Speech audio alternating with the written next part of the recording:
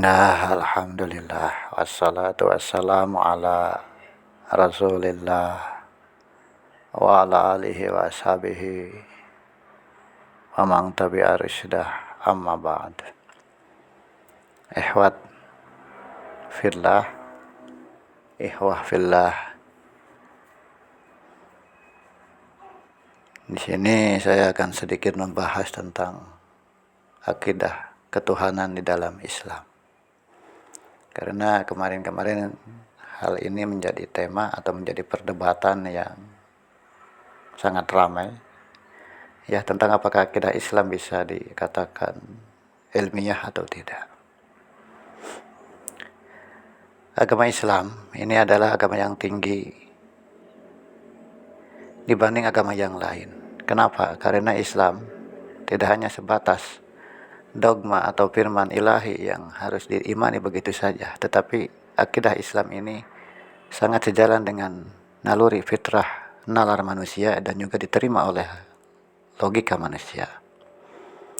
Berbeda dengan agama yang lain hanya sebatas mengandalkan dogma dan firman Tuhan yang mesti diterima walaupun bertentangan dengan akal. Sebagaimana dahulu ulama-ulama umat Islam di dalam kitab-kitabnya, khususnya kitab akidah, mereka menjelaskan dalil ilmu akidah ini dengan dua versi. Ya, pertama secara akal atau logika, kedua dalil secara nakli, secara ayat ataupun al-hadis, secara Al-Quran dan al-hadis. Mereka, para ulama terdahulu, menggunakan dalil-dalil logika ini kebanyakan digunakan untuk membantah daripada kaum-kaum ateis dan kaum-kaum materialis, kaum pagan dan yang lain-lainnya.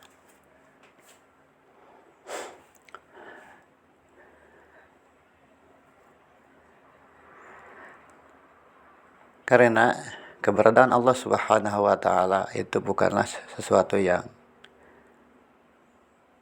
eksperimen atau yang bisa dicermati, diamati, ditelaah secara nyata, secara langsung atau bisa dijangkau oleh indrawi. Itu tidak bisa, sehingga akidah Islam ini tidak bisa dikatakan ilmiah. Kalau seandainya yang dimaksud ilmiah adalah eksperimen atau ditelaah, diteliti secara nyata, secara langsung.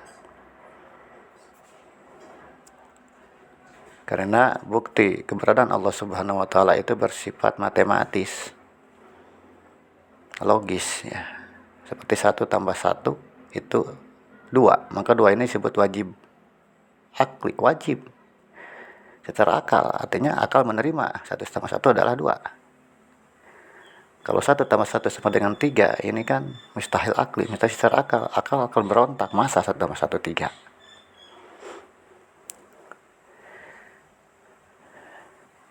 Sehingga keberadaan Allah Subhanahu wa taala itu bisa dibuktikan dengan keberadaan ciptaannya, keberadaan makhluknya dan juga sifat-sifat yang terdapat pada zat makhluknya. Di sini orang-orang ateis, orang-orang materialis menyatakan bahwa Tuhan itu tidak ada. Karena menurut mereka Tuhan itu tidak bisa ditelaah, tidak bisa diamati, dicermati secara langsung, secara nyata, tidak bisa dijangkau secara indrawi. Sehingga menurut kaum ateis dan materialis bahwa Tuhan tidak ada.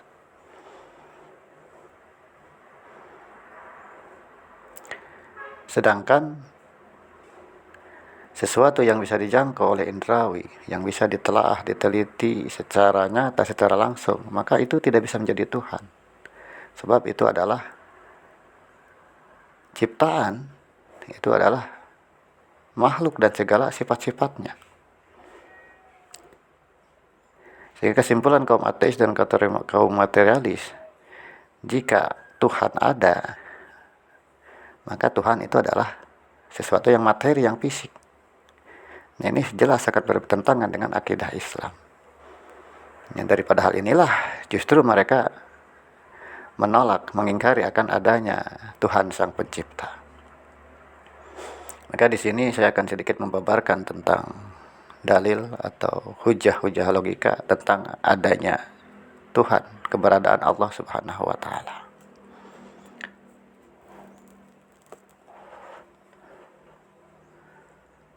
Kita buat premis ya.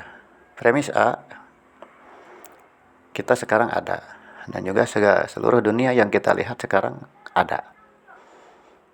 Premis B, adanya kita saat ini dan adanya Tuhan yang adanya dunia yang kita lihat saat ini.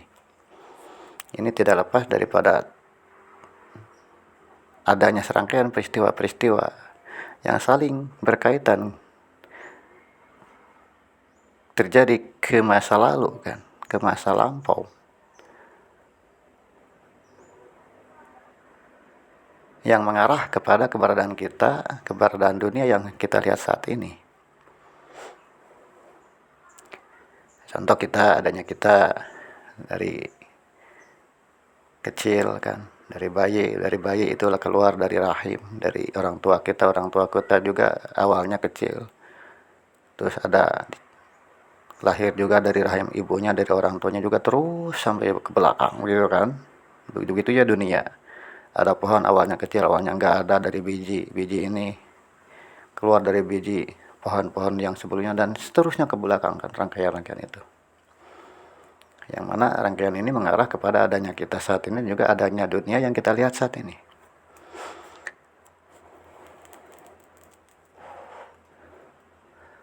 Maka jika kita menerima premis bahwa kita sekarang memang nyata ada, dan juga dunia yang kita lihat sekarang ada, maka pasti kita akan menerima premis B bahwa rangkaian-rangkaian yang terjadi ke belakang, ke masa lampau, ke masa lalu, itu pasti ada titik awal permulaannya. Kenapa? Karena jika seseorang mengklaim bahwa dirinya ada, alam dunia ini ada pada saat ini, yang dia lihat sekarang ini, tetapi dia mengingkari, menolak adanya permulaan dari alam ini, maka ini mustahil, ini kontradiksi. Sebab sesuatu yang tidak terbatas itu kan belum terselesaikan ke belakang juga ya, ke masa lampau itu, ke masa lalu itu belum terselesaikan karena tidak terbatas kan. Jika ke masa lampau pun tidak terselesaikan, maka mana mungkin dia ada sekarang, dan mana mungkin sesuatu yang ada sekarang pun akan ada. Toh ke belakang pun belum terselesaikan, tidak terbatas. Ya, makanya pasti ya, kalau dia meyakini sekarang ada, dan juga yang dilihat dari dunia ini sekarang ada, maka harus meyakini bahwa semua rangkaian-rangkaian ke masa lalu itu ada titik awal permulaannya, sehingga mengarah akan adanya dia pada saat ini dan adanya dunia yang dilihat oleh kita saat ini. Kalau menolak hal itu, mengingkari hal itu, maka akan kontradiksi, sebab sesuatu yang tidak terbatas itu tidak akan bisa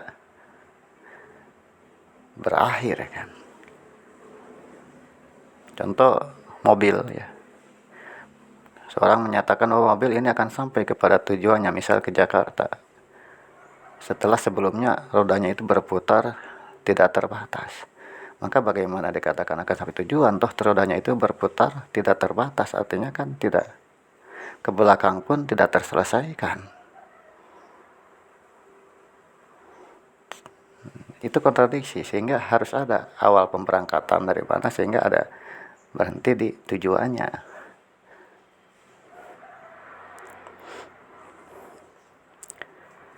Nah, ini di dalam ilmu akidah dikatakan tasalsul madi ya. Sehingga hal ini, tasalsul madi ini kan mustahil secara akidah pun ya, diterangkan di dalam kitab-kitab para ulama pun begitu.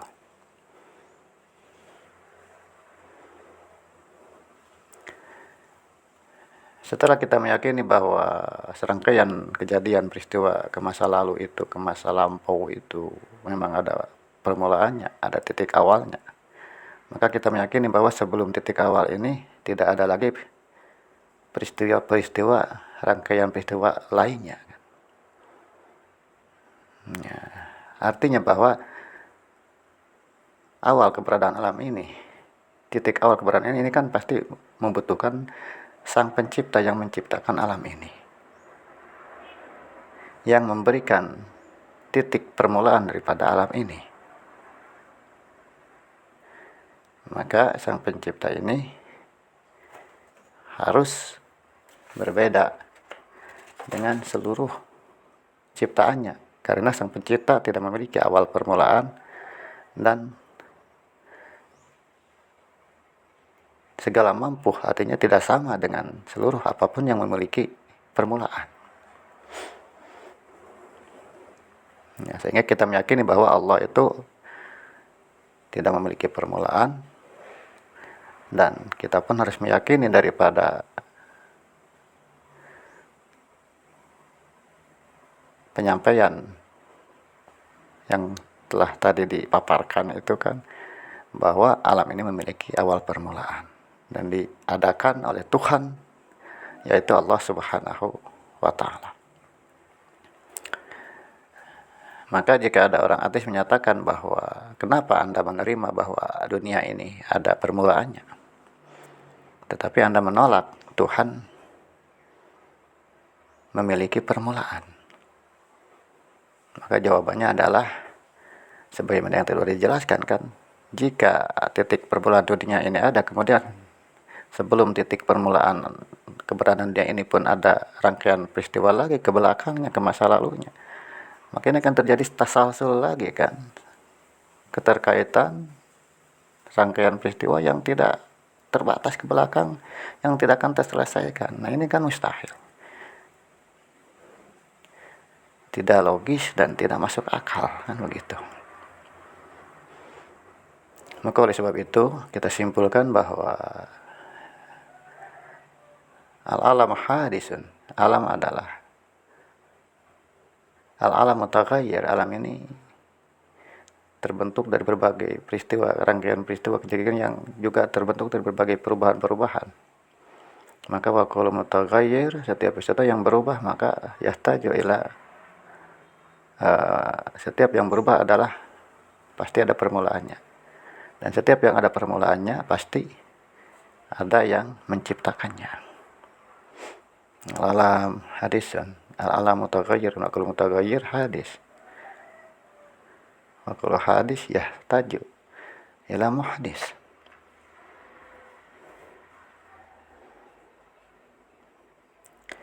Nah, ini daripada penjelasan para ulama tentang bukti akidah Islam ini sangat logis dan sesuai dengan fitrah nalar umat manusia. Contoh seperti kita masuk ke satu ruangan, kita melihat ada meja, kita pasti berpikir ini siapa yang membuatnya, dengan bentuk segi 4 umpamanya dan kakinya 4. Maka pasti pikiran kita bertanya, ini siapa yang membuat meja ini? Jika orang yang di dekat kita menjawab bahwa tidak ada yang menciptakannya, maka kita akan mengingkari ya, karena pasti meja ini ada yang menentukan bentuk dan keadaannya, juga batas dan ukurannya kan begitu. Sehingga dari hal itu ya, maka Allah sebagai pencipta dunia ini pasti berbeda dengan sifat-sifat dan zat daripada ciptaannya, dan juga berbeda dengan seluruh apa yang memiliki permulaan. Sekian, semoga bisa bermanfaat. Wallahu muwaffiq ila aqwamit thoriq. Assalamualaikum warahmatullahi wabarakatuh.